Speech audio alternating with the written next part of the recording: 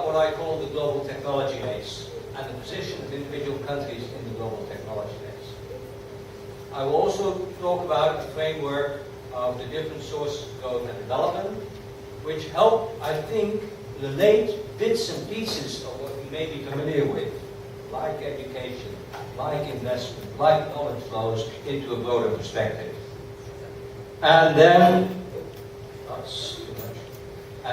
the second half of the lecture will be specifically more on technology and how policy can increase absorptive capacity. If time is sufficient, I might spend a few words discussing this new concept, or fairly new concept, of middle income trap and what can be done to escape it. That's because I definitely think this will apply to some of the economies in the area. In order to innovate, we need to invest in knowledge. Knowledge, we have now learned that knowledge doesn't come just from nowhere, it requires investment. And investment in knowledge is a difficult thing, and it's very different from investment in physical capital goods. Why? Because it's non-reliable and non-excludable. If non-excludable, if I develop a mathematical formula, I can't exclude anyone from using it. If I hold this laptop, I can keep it out of your hands. But the knowledge I can't really keep out of your heads. Also, you can use it simultaneously. When I use this laptop, usually someone else has to move out of the way. But knowledge, we can all use it at the same time. So this is wonderful. Investing in knowledge means that knowledge can spill over from person to person, firm to firm, country to country, so we get what economists call external effects. Now, one of the characteristics of rich, advanced economies is that they have better innovation systems. They are better at circulating knowledge. One of the characteristics of emerging and even low-income economies is that their innovation systems don't work well. You have certain outstanding firms, but what those firms learn doesn't automatically spill over, move, flow to other firms. You can have tremendous variations in performance, which you would not have in an advanced economy. This is the key element of an innovation system. Does knowledge flow? If it doesn't, you're not profiting from any investment in knowledge. And this is why international inequality is increasing. You remember my paradox.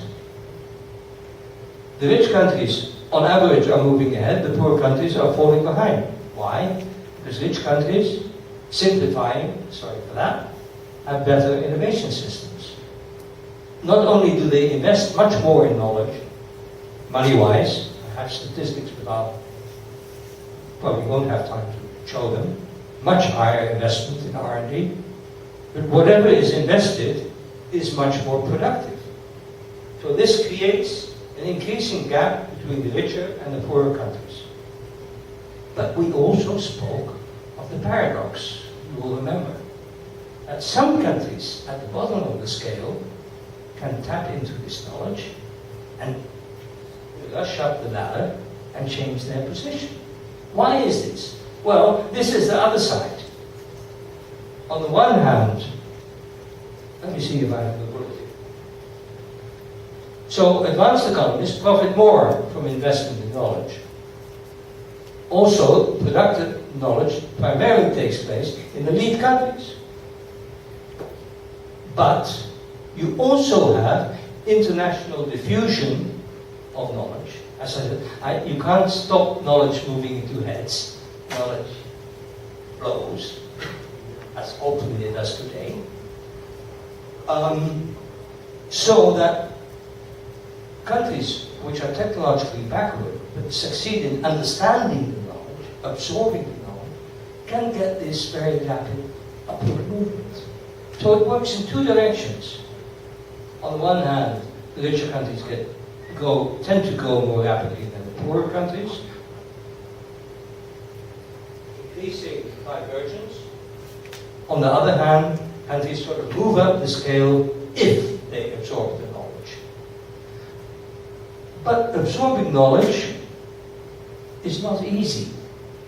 And this is where, again, absorptive capacity comes back.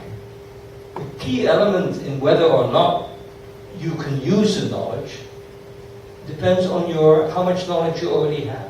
Well, give you a simple example. If one of you is a good mathematician and tries to explain mathematics to me, I will not understand much because my mathematical background is weak. And you can tell me all sorts of advanced things about the most recent developments in mathematics, and I'll smile and nod my head, but I won't absorb anything. So in order to absorb anything, I already need a high level of knowledge. Well, the same thing goes for technology. If you don't have sufficient knowledge, you cannot learn. But if you do have sufficient knowledge, for instance, before I came here, I didn't especially know much about the Caribbean. I'm not saying I know much now, but having the comparative background that I have in working with international statistics allows you in 2 or 3 days to absorb rapidly. And the same analogy goes for economists. What I want to do is point you to 3 distinct literatures which I believe should be connected with each other to increase our understanding of absorptive capacity. And the first literature is the literature of Abramovich, who wrote a famous article in 1986, which I still think we should read every day, on understanding economic growth. It's a wonderful article, which gives you the idea of the national capabilities which you need to develop in order to profit from catch-up. These have to, and his idea is that the larger the gap in technological knowledge, the greater the potential. That's this whole idea. He calls it the advantages of backwardness. But there has to be a technological congruence. So the technology that's out there needs to be relevant to the host economy. If there's no congruence whatsoever, then you cannot profit from the gap. And also, you need, at a general level, the social capabilities, which have to do with the education system, the experience with large-scale production, the quality of the financial system, and other characteristics of the national economy. When those conditions are there, and historical case studies show that when those conditions are there, you get these catch-up episodes. That's one literature on absorptive capacities at national level. Here you have a list. It has to do with the technical competence of the workforce, levels of general education, which are very high in this region, at least what the statistics show. The share of population with training in technical subjects, I don't know what the condition is there. Management experiences with large-scale production, experience in the service sector, which is definitely there now. The quality of the infrastructure, where here transport infrastructure I think would be very important, and the pool of dynamic entrepreneurship, which again he wrote that in 1986, and I'm mentioning it to you now. The second literature is the whole literature which is more focused on firm level. What can we do to promote firm level capabilities? And this is the literature associated especially with the name of Sanjay Adal. Some of you might be familiar with it, this literature, and where they basically distinguish production capabilities. Are you simply able to produce? That's already a capability. Investment capabilities, going out and knowing what to invest in and how to do it. adaptation capabilities, because technology is never just copied. I need to emphasize that the act of absorbing the technology is an act of innovation. Not new to the world, but it's a creative act. It should not be seen as just copy. That's very important. So, adaptation capabilities, and then at a further stage, when the technology has been internalized, adaptation capabilities, the further development, incremental or radical, of the innovation. So what kind of policy do you get then? This is the whole area of capability building of firms, where you get firm level advice, extension, especially for SMEs. And again, it's easier said than done, because the diversity, the idea actually comes from agriculture, agricultural extension. That agriculture is easier than, for instance, services and manufacturing with the diversity. But again, UNIDO has invested heavily in all sorts of programs for improving firm level capabilities, and also having policies which create incentives for learning. I see systems of innovation as part of absorptive capacity. It is not primarily about developing cold fusion or whatever fancy technology or the latest nanotechnology. It is creating sort of a level of absorptive capacity that the firms and the country and the economy as well is able to rapidly take on board what is there and adapt it. That is, and I see innovation system primarily as a concept which focuses on flows of knowledge. International flows are, you have sufficient people, engineers, who are able to read the state-of-the-art literature and see what's out there and what's worth experimenting. If not, then that's a priority to invest in. How are the relations organized between the research establishments and the productive sector? That was the question of the gentleman on the left. Exactly. That, working through that, and I think you will say more than that. What is, I think, a little bit new about this lecture is taking these three separate literatures. The older historical literature on national capabilities, focusing on education primarily, I would say. The firm level literature, how to develop capabilities, and the innovation systems literature, which focuses on the systemic nature of the interactions between all the actors and the flows of knowledge. Moving directly from low levels of technological complexity to medium or high levels. And the third concept is leapfrogging, where you actually shift the path and start innovating at the frontier in selected industries.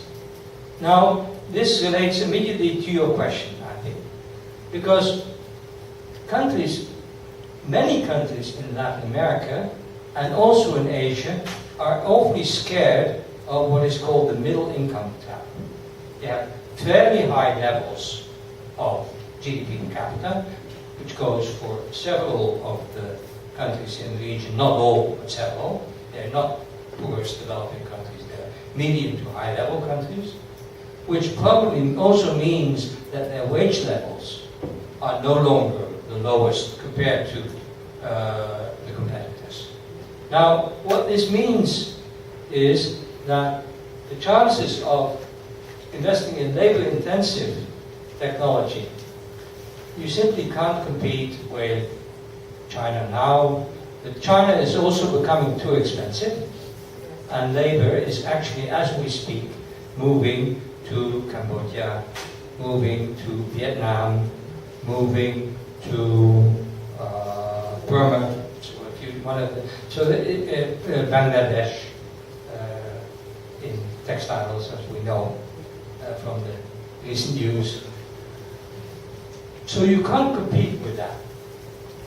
So then that's when this whole thing of innovating, moving upwards, stage skipping becomes relevant. Finding some new areas where you've already reached middle income status, how can you continue to grow?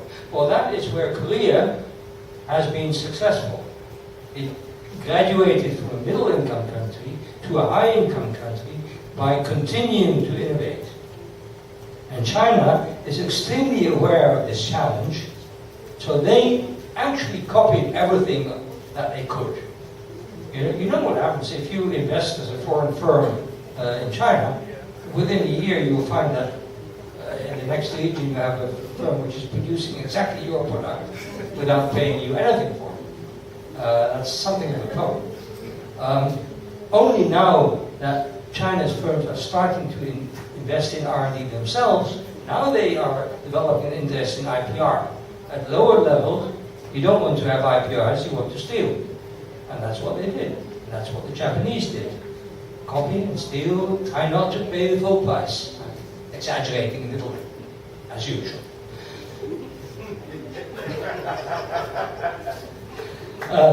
So, what they are doing now is they're trying to create top-level universities, like Szirmai is becoming one of the world-class universities. They are trying to push certain firms which are really investing in state-of-the-art technologies in selected areas. For instance, in what we call it internet connectivity, they have developed their own competing systems for ballistics, and there's a whole range of areas, probably also in nanotechnology.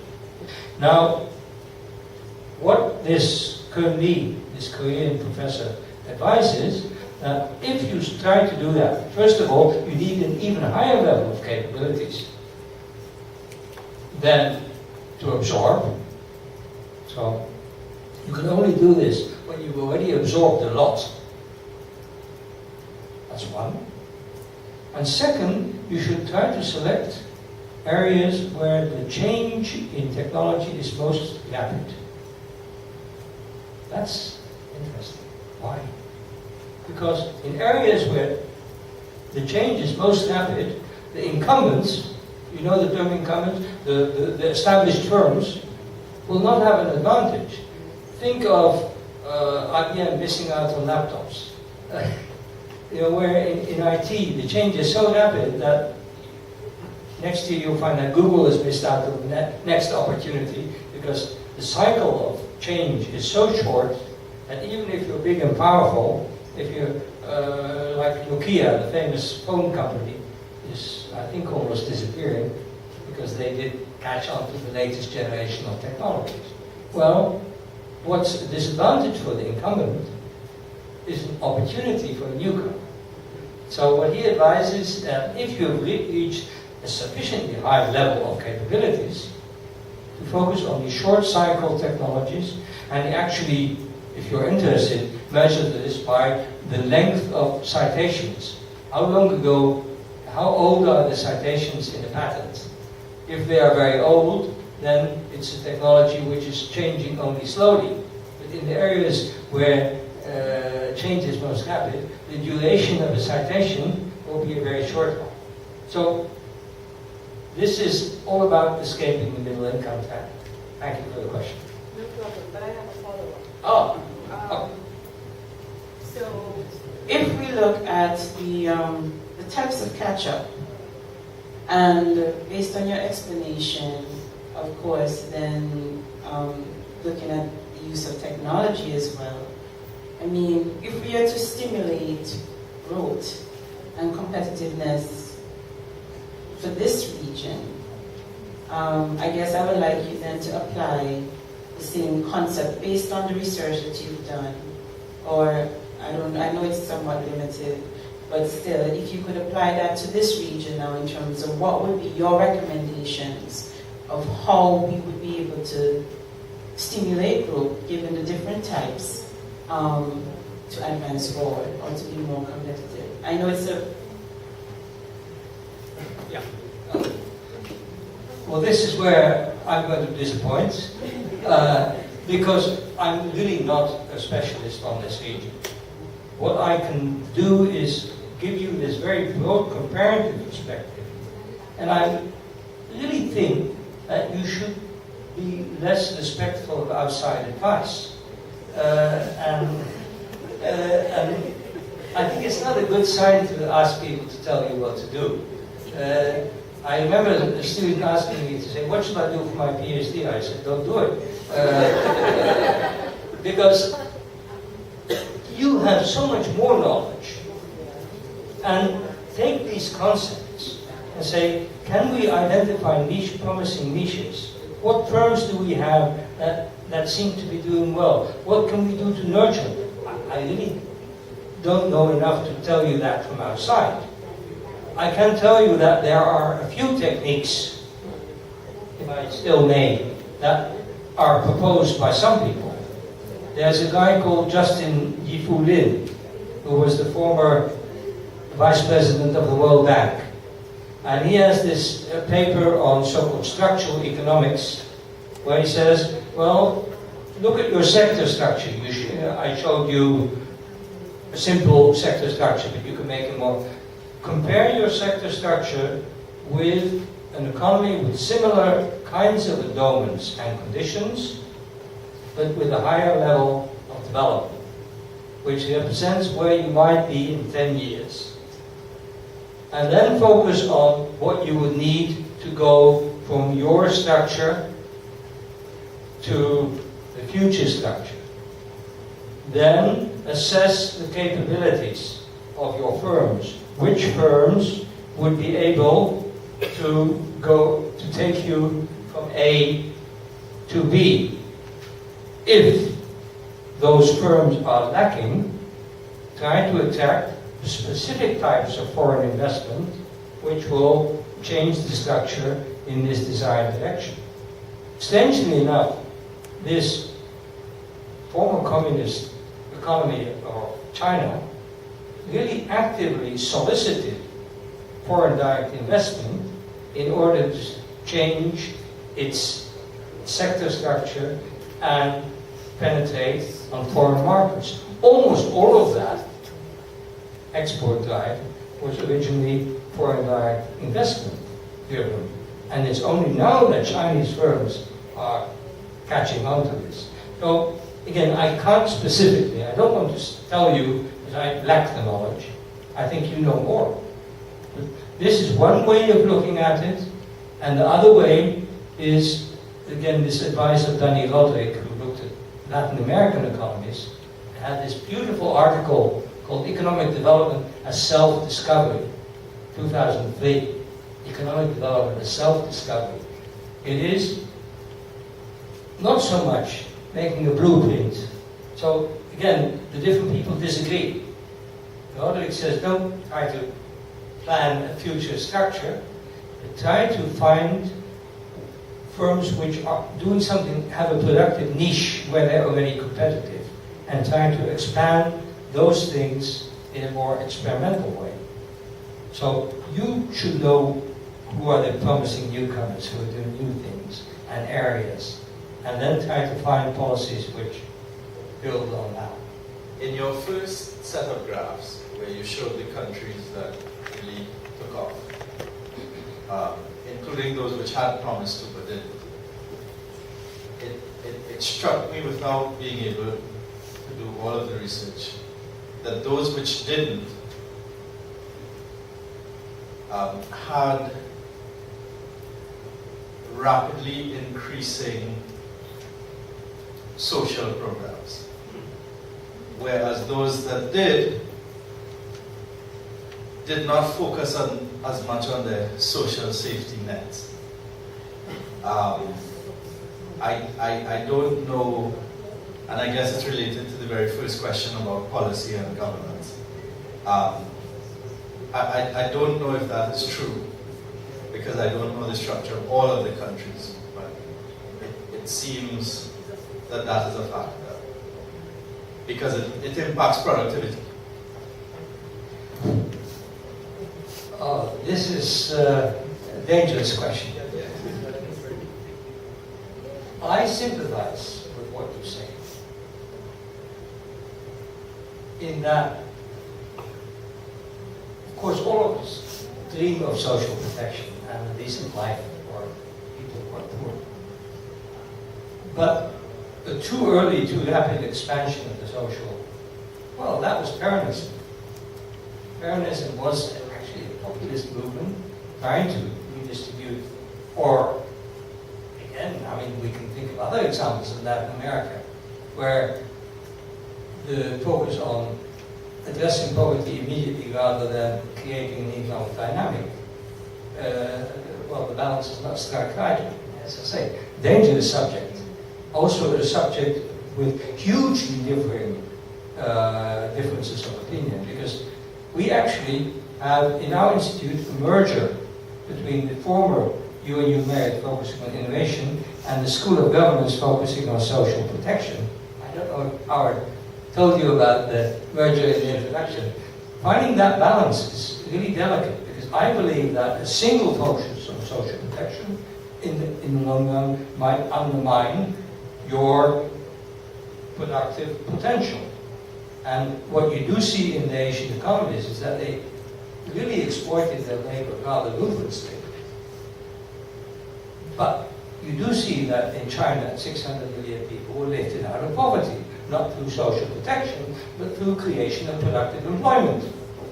So if I have to choose between creation, expansion of productive employment, rather than expansion of social safety net, I would prefer the first. The counter side of this is that the social protection researchers say that social protection is a form of investing in human capital. If you have more healthy workers, better educated workers, they will also be a productive resource, and there is merit to that argument. So I would not give a simple yes or no, but I do think that one of the differences between the Asian economies and some others is that the sequence of expansion of social. China is now working on the expansion of the social protection, but it had something different in earlier stages, namely that people were employed by the firm, and the firm was the unit of social protection. To some way, I haven't completely answered your question, I think, but sorry. But it doesn't have to be an either-or game. I mean, it can be that you can provide a certain level of social protection, particularly geared toward increasing productivity, as opposed to social protection that would almost certainly guarantee an expansion of that same protection by keeping the people who are currently on that, and increasing the number of people who want to get on because they won't ever be asked to leave. And so it doesn't have to be either social protection or economic expansion, but what I'm asking is, because the Latin American countries, Argentina, Brazil, what have you, it seems that if you look at where the sort of leveling off started, again, I don't have the data, but it seems intuitively, based on what I've read and what I know, that this expansion of the state happening at the same time. And as you said, in Asia it's very different. So again, let me give you one example of how not to do it. In Indonesia, some 5 months ago, they increased the minimum wage, which is also a social protection tool, by 40%, and lost in 1 week 100,000 jobs, because the firms had anticipated on the increase of the minimum wage, and 1 week before it went in, they relocated to Vietnam. That is obviously a counterproductive measure. So I would say, indeed, so if you force me to make a choice, I would say that's not the way to go. I would also say that probably in Venezuela they got the balance wrong in terms of future poverty. I mean, they did a huge redistribution, effectively, very understandably, but what it does to the dynamic potential of the country seems to be very disturbing to me. So striking the right balance, trying to create not a welfare social protection, but a system oriented towards productive employment, and that should be, and again, it's very difficult to find a balance. If you think of social protection as an investment in human capabilities, then it's easier to find a balance. But if you force me, as I thought you were doing, to make a choice, I would say that I'm in favor of tough choices. Okay.